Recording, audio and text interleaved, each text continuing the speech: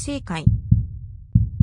Rebirth of the Malicious Empress of Military Lineage, Chapter 170, Wrath. Early on the next day, Shen Miao entered the palace. Lu Zuyan and Shen Xin were worried about her and let her bring a number of guards. But the guards of the Shen residence could not follow Shen Miao constantly, and once they reached the palace gates, they had to wait outside. Before Shen Miao's departure, she had put on all the different jewelry that Zi Jingxing gave. Everything that could be worn were worn. Towards the imperial palace of Mingqi, she could not guarantee that it is the most malicious place and only feared that accidents would happen, thus she made preparations. Once she reached the palace gates, Guyu and the rest waiting outside with the guards while Shen Miao was led into Kunning Palace by the palace maid. Along the journey, the palace maid felt somewhat strange. The journey from the palace gates to Kunning Palace was not considered easy, as one had to walk through a number of long corridors and a few gardens, but Shen Miao walked familiarly. Even along those old and loose steps the palace maids need not need to warn her, and she would skip the steps accordingly. The palace maid was suspicious in her heart. Could it be that Shen Miao came to Kunning Palace once and remembered it so well that not one mistake was made? One would not expect that this Kunning Palace was the place that Shen Miao stayed in her past lifetime, that every single grass and wood were all remembered. Thus, facing all the imperial furnishing and delicate displays, she would turn a blind eye to it, and if one looked carefully, there was a flash of aversion in Shen Miao's eyes. These people did not know. Upon reaching Kunning Palace, the servant was styling the Empress's hair, and Shen Miao had to wait for quite a while before the Empress invited her in. Today consort Dong Shu did not come over, and the Empress was the only mistress. She wore a somewhat formal robes with the 9 phoenixes hairpins and put a heavy makeup to display oppressive feeling. Shen Miao took a glance and understood in her heart this was treating her as a little girl who had not seen the world and wanted to use the imperial family's prestige to scare her, force her to relent voluntarily. No wonder Lu Zuyan was purposely dispensed. If Shen Miao was truly a 16-year-old young lady and with the Empress' formal appearance and some threatening words, one would find one isolated and helpless, that in a state of confusion, she would relent accordingly. But how was Shen Miao a little girl? The person in front was an empress, and in her previous lifetime she was an empress and was more knowledgeable than this one, had a even bigger heirs and suffered more, so this little act of a fox exploiting the tigers might really did not enter her eyes at all. Shen Miao's eyes hung down and a humble smile floated on her face. The Empress slowly frowned. Shen Miao's reaction was somewhat different than from what she had thought. She did not know if Shen Miao was deliberately acting confused or was originally stupid. Her gaze landed on the bracelet on Shen Miao's wrist, and her eyes slightly congealed before she smiled. That bracelet is classified as high grade. Come up and let Ban Gong take a look. Shen Miao went up accordingly, and the Empress held Shen Miao's hand. One did not know where one had found such a rare jade material, so transparent and exceptionally smooth. Just as she was about to praise a few sentences, she heard Shen Miao speaking with a smile, replying to your ladyship. This official's daughter's necklace and earrings also looks good. The Empress was dazed before seriously looking at it, and the corner of her mouth could not help but jerk after looking at it. Cat eye hairpin matching with pearl earrings with amber necklace, and needless to say all the other small jewelry. Each of them were pervious jewelry with exquisite craftsmanship, but why did one brainlessly wear all of them? The Empress suddenly did not want to praise Shen Miao's jewelry and even lost interest in that bracelet. There was some despise in her heart, as in the beginning everyone said that the young lady of the Shen family was a idiot that loves gold, but afterwards there was a change. From today's appearance, there was no difference from previous. Thinking of marrying Shen Miao to the crown prince, the Empress's heart was not happy. If it was for the sake of giving the Shen family's military power to the crown prince, the Empress was not willing to let such a coarse female marry into the Eastern Palace. The Empress released Shen Miao's hand. Today Ban Gong only wanted to talk to you. She sighed. That day one had mentioned it with your mother that you do not have any engagement and at the right age. Ben Gong really like you and wanted to be a matchmaker for you. Naturally Ben Gong would not make things difficult for others. You have to like it too. Shen Miao lowered her head without speaking. The Empress patted her hands. Do you think Ben Gong live well? Is it impressive or not? Shen Miao sneered in her heart, but she had a smile on as she replied, your ladyship live well and it is impressive. Marrying into the imperial family would allow the powerful one protect and dote. Every female would be able to live well and impressively. Ben Gong life is indeed good. If you have this kind of good luck, do you want to live impressively? These words had the intention to tempt. Shen Miao's lips slightly rose, but her words were instead humble and fearful as she knelt down. This official's daughter is currently living very well and dare not to look at other things and don't even dare to compare with your ladyship. May your ladyship spare this official's daughter a life. The Empress was stunned. She did not expect that Shen Miao would have such a reaction. There were numerous of people under heavens that wanted to climb to higher branches, thus the Empress knew that as long as it was normal females,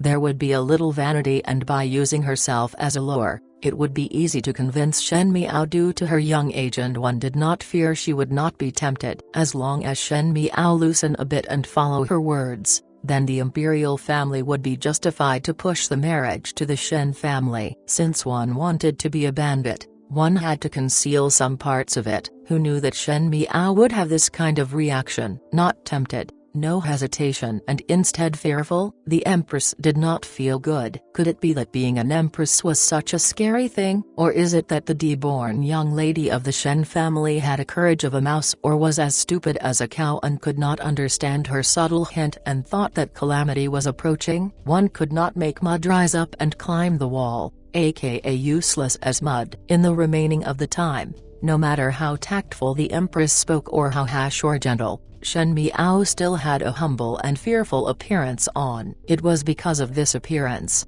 her mouth was very tight and one was unable to get a single word out of her. At the end the Empress was somewhat angry and let Shen Miao go back in annoyance. She only thought that since this matter could not be targeted from Shen Miao, then one had to discuss new approaches with Emperor Wenhu, because the Empress's attitude was not of satisfaction when she let Shen Miao leave. The palace maids that was bringing her also did not care much of Shen Miao and just give Shen Miao to a young eunuch who was passing by to bring Shen Miao out of the palace. The young eunuch naturally complied. The young eunuch brought Shen Miao towards the outer palace and took a few turns. There are a lot of palaces in the palace, and other than the few palace that was used by the consorts, most of it were the eunuch and palace maids' rooms. This young eunuch brought Shen Miao to a walk on the secluded area, and after turning into a garden, one was facing a neglected garden, Shen Miao stopped and said, "This is not the direction to leave the palace. Where are you bringing me to?"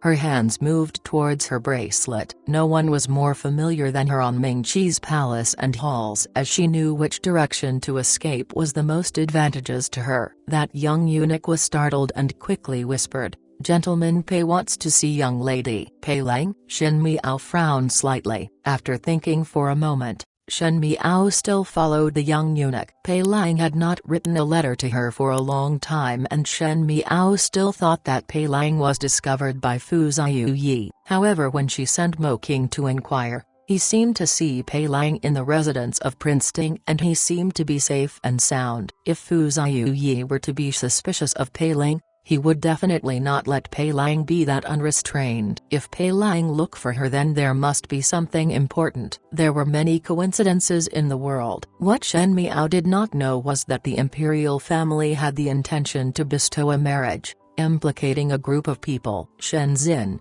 Lu Zuyan and Shen Kaiyu were family and would run non-stop with regards to the matter, but a few other people also came forward afterwards. For example, Lu Ling expressing his sincere heart, Su Mingfeng mistaken marriage, and Feng Zizyan's reaching out to help. There were thousands of strands of connection in the world, and those connections were as thin as the sparkling and translucent thread that spiders spit out in each respective position. When it crisscrossed, It would form a thin and dense network of knots that would become a strange and unexplainable coincidence. Princess Rongzin entered the palace. Her health had always not been good and had become thinner in the recent years. She would only enter the palace in a handful of days in a year and seemed to be somewhat eager today. The palace maid wanted to report it, but Princess Rongxing waved her hands. Ben Gong did not have an invitation and just wanted to discuss about some matters with Imperial older brother, so there is no need to report it. How would the guards at the palace gates dare to stop? Even though Princess Rongxing did not show up often,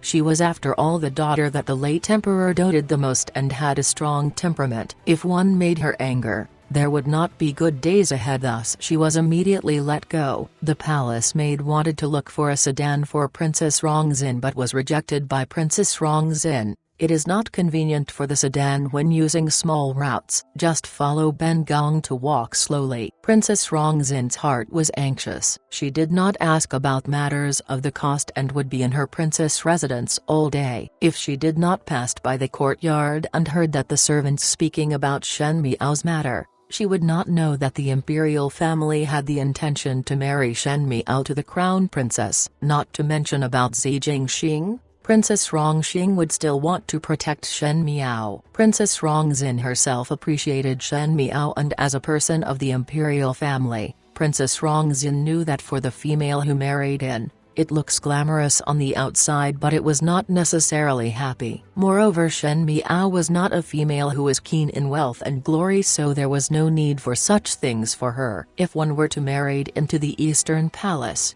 Shen Miao would not be happy for her entire life. Princess Rongzin was in a rush to look for Emperor Wenhu, hoping that she was able to change her imperial older brother's mind. Thus she headed towards a small route. Shen Miao had reached a remote pavilion. That pavilion was nestled in the middle of the woods with a long corridor leaning against it. There were several rooms along the corridor which made it convenient to hide. Pei Lang walked out from that room. The young eunuch stood outside to keep a lookout for both of them. Shen Miao nodded her head towards Pei Lang as a greeting and asked, "Gentleman Pei, is there any urgent matter to be discussed here?" Prince Ting had sealed the residence, thus one is unable to send you a letter.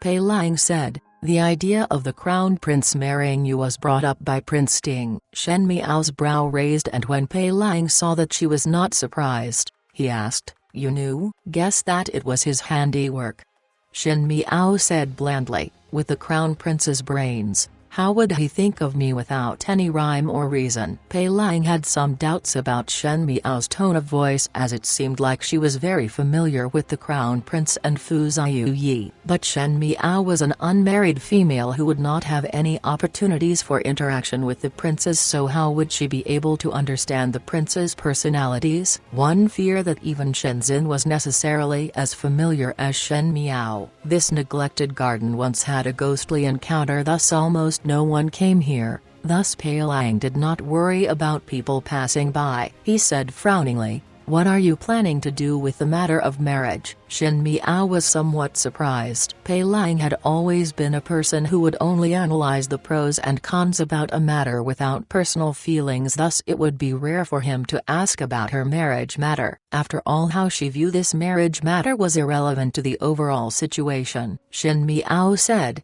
"Let nature take its course. You cannot marry the crown prince." Pei Lang said, "Marrying or not is not important." The most hated thing for Shen Miao was Pei Lang's seemingly confident appearance, as if everything was within the control of his hands, thus he would not be able to see others' struggles and only did what he thought was right. She coldly said, "Even if one married over, I might not have a bad life, as I will use my own ways to achieve my goals." Roads are walked out by oneself, and every road would have different ways of walking. Gentleman Pei does not think that there are only one road in this world, right? "I do not meant what you are thinking about."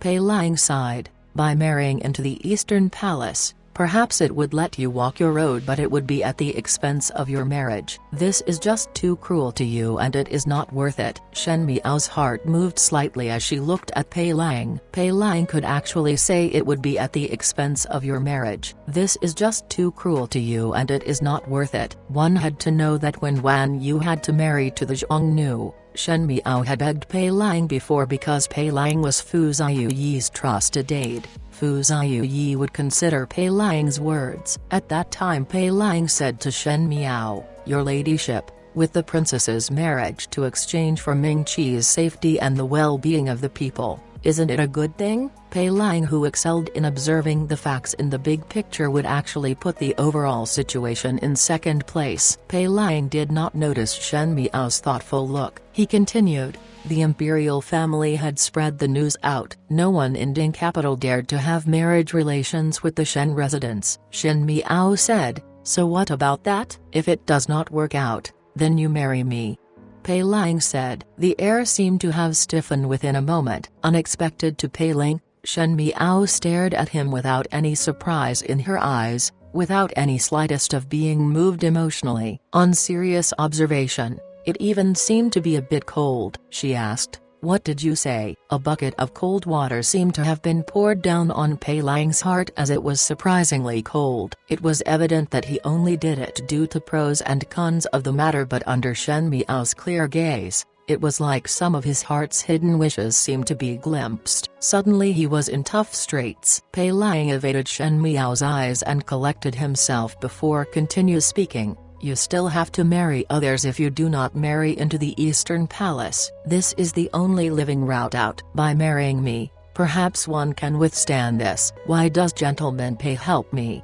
Shen Miao said it lightly, but in her words, there seemed to be containing some other tone that make one unable to pinpoint. She said, "We only have a transactional relationship due to Liu Ying, and it can be said of a master-servant relationship. I am the master and you are the servant. From the beginning to the end it is me who is threatening you, and if I am being confined, isn't this to your advantage? Following Fu Ziuyi is 1,000 times better than following me, so for gentleman Pei to help me like this, those who don't know would think that you are sincere." There was some sarcasm in it that made Pei Lang's ear did not like to hear. He did not know why Shen Miao was polite with him at some times and at other times would seem to be hostile with him. Perhaps females were also fickle, but he could not answer Shen Miao's question. It was because he himself did not know why he was doing it. Shen Miao smiled gently. "Even if I marry gentleman Pei, it would be the most inferior plan. What kind of identity gentleman Pei will be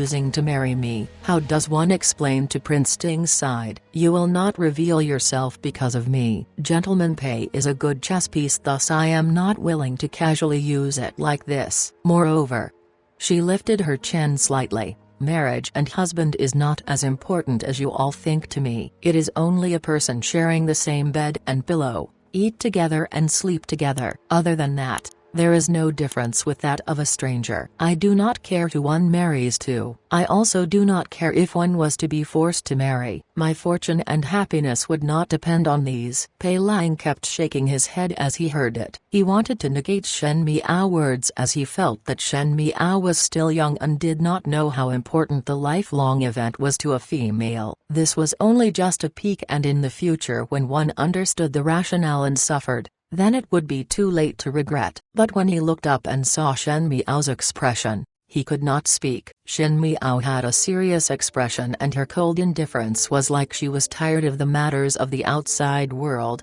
as if there was an unconscious disgust. She really did not care. But how could a female not care about the person that would be accompanying them for a lifetime? Pei Lang looked at Shen Miao blankly. As the atmosphere was in a deadlock, one heard a malicious ridicule coming from the back. One did not expect that there would be such a romantic affair. Shen Miao suddenly turned back and did not know when did two masked men clad in black appeared. These two people were carrying long swords and headed towards Shen Miao. Pei Lang quickly pulled Shen Miao over to dodge as Shen Miao shouted out sternly, "Who are you? Young lady, Shen must not blame us. If one has to blame, then blame that you are blocking others' road."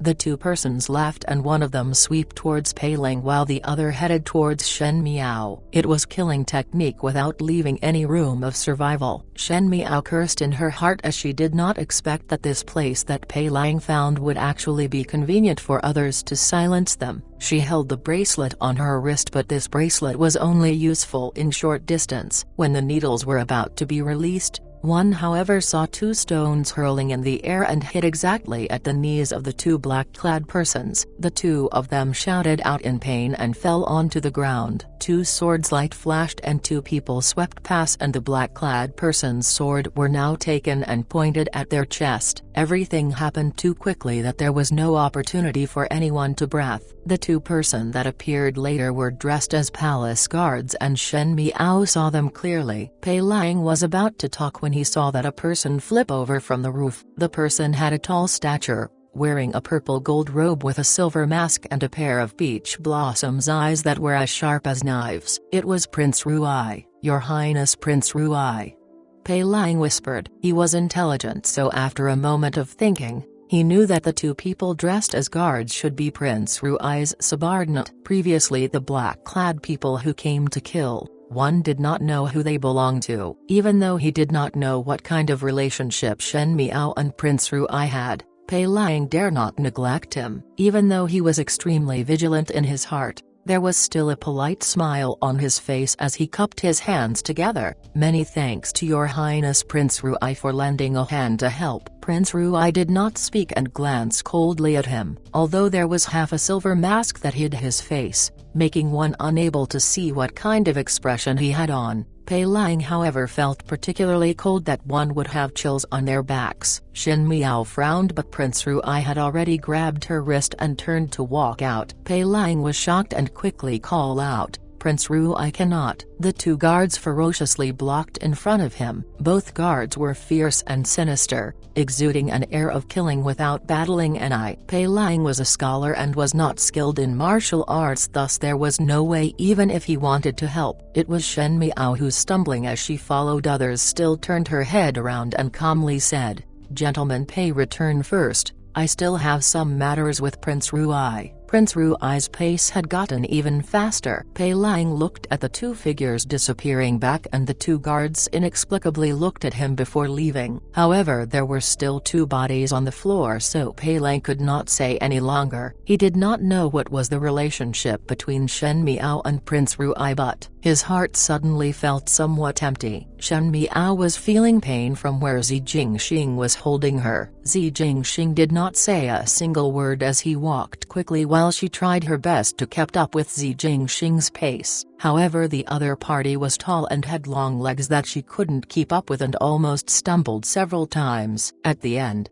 the anger in Shen Miao's heart came up and she angrily said, "Let go of me." Zi Jingxing walked to a corridor where there was no one before violently letting go of his hand. Shen Miao was grasped by him for most of the journey, and when he suddenly released his hand, she almost fell over. After stabilizing herself, her anger started bubbling up. "You are crazy." This garden was somewhat more outside than the previous neglected garden. Shen Miao was somewhat afraid that others would see and wanted to head out, but Zi Jingxing pulled her back by the shoulders and pushed her against the wall before pressing her hands and looked coldly at her. He was wearing a silver mask and the outline of his face were revealed with a beautiful chin, but his lips were tight. There was no longer the usual frivolous smile on them, but instead fury were gushing out. He said one word at a time, "Shen Miao, you only have such capabilities?" Shen Miao frowned at him. Zi Jingxing reached his hand out to hold her chin to force her to look straight at him. He looked down at Shen Miao from a higher position,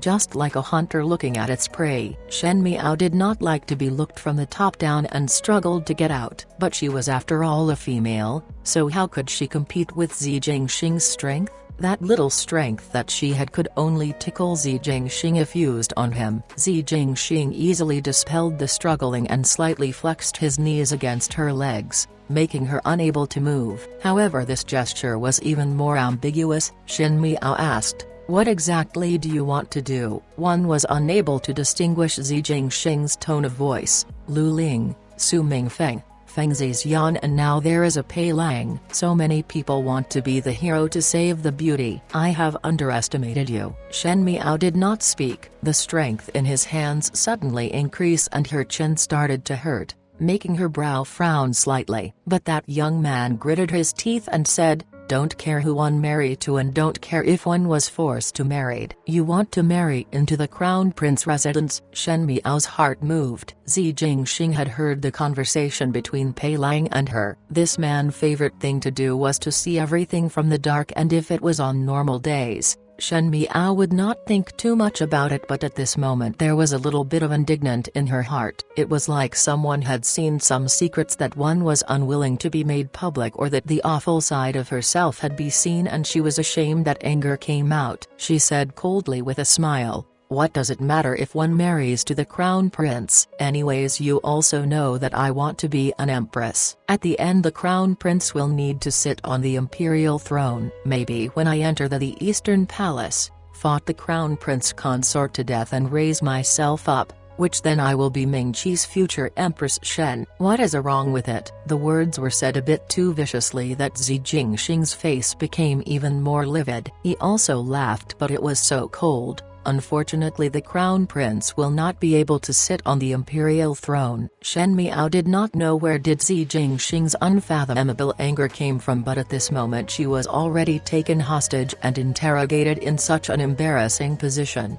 Thus she felt very upset and wronged. Perhaps others would be impulsive and unable to grasp one's emotions during such situation. Just like she did not know where was that grievance feelings came from, but all the unhappiness that she felt during these days all poured out. Zi Jingxing continued to pinch her chin, press against her legs and locked her hands. He was unbelievably handsome, that even when in anger there was a different amorous feeling. That evil air hovered around him, making Shen Miao believe for a moment that this frivolous and indifferent appearance Zi Jingxing was only one side of him, and the other side would make one's heart chill when he was cold, inflexible and furious. No matter how good the scenery was, Shen Miao unfortunately did not have the mood to appreciate. She said, "Even if he cannot sit on the imperial throne, it has nothing to do with you." Shen Miao raised her head and looked at him as she tired down. "Speak calmly. Why does your highness Prince Ruai interrogate me? One's relation with you is not that good to such a level. Whether I marry or don't marry to who, what does it have to do with you?" When this was said, Zi Jingxing instead smiled slowly. His lips hooked up in a smile, but not a smile, as he pinched Shen Miao's chin towards him. "When you were thinking of ways to haggle over every ounce with me, when you are calculating on how to do business with me, when you borrow my hands to kill others, you were very capable. Why is it that now you only have this little capability?" Shen Miao's eyes felt somewhat sourish. She really hated Zi Jingxing's current way of doing things. She could not break free at all and hated that she was this reactive. She felt her view becoming misty and very uncomfortable. Zi Jingxing's brows furrowed. Not allowed to cry. Shen Miao's tears were welling up but not falling, and she only felt extremely shameful in her heart. She was one who had lived for 2 lifetimes, but with just a few sentences from Zi Jingxing, she already wanted to cry. What nonsense was this? However, the grievances in her heart could not be alleviated. It was like internally she was entirely in chaos. She was also unwilling to lose face and had no way to break free of the situation. Thus, in a rush, Shen Miao glared at Zi Jingxing and said angrily, "Zi Jingxing, don't be too much." "Zi Jingxing?" At the other end of the underbrush, an exclamation was heard.